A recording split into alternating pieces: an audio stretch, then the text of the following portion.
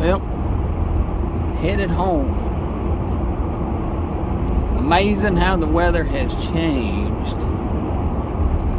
just over the past few days. It has been really warm. It's warmed up, rained, and now it's cold. The truck says it's 52 degrees, which it feels more like 40. And that's amazing how I love cold weather. This country boy loves cold weather. And the older I get, it seems like the more I like it. And you'd think it'd be the other way around, and maybe later on. But right now, I love it because the older I get, it seems like the heat. I just can't stand the heat like I used to. But it is cold and cloudy and damp, and I think dampness makes it feel really, really colder than what it is. It's probably the case. But one of the things I'd tell you about my daddy was he was probably right the opposite.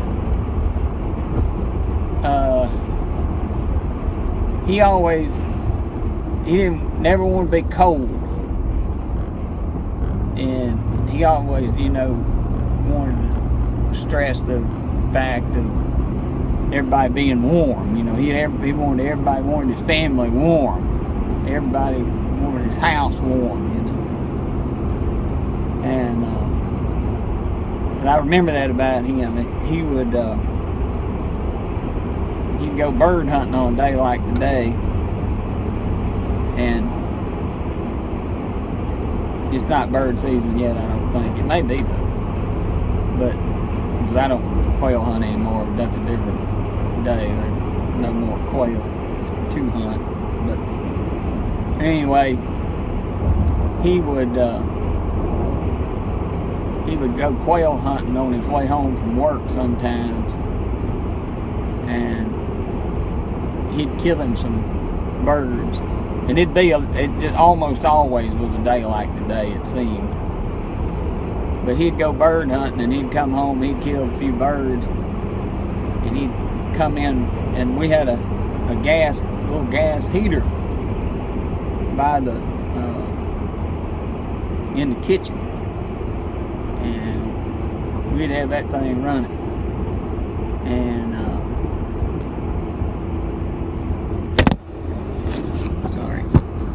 And he would he'd sit there in front of that gas heater and clean those birds, and I loved it because he smelled like the woods, and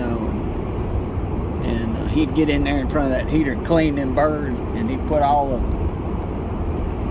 feathers and stuff in a paper grocery bag. And believe it or not, but all our bags we used to get our groceries in was made out of paper. He'd clean them birds, and literally Mama would fry those birds then, and she'd make rice and gravy and biscuits. And let me tell you something, that was some kind of fine. That was some good eating for sure, right out of the woods. And he would I just remember that, just being, it'd be cold outside, but our house was always warm, and it was warm in more than one way. It was warm temperature-wise and comfortable, but it was warm because family was there. And that's a big thing that I can't stress enough of how important family is, because family is what makes a home. Once, if there's no family there, then it's not a warm place to be, in my opinion. You go and visit other people's houses where, your family's gone on,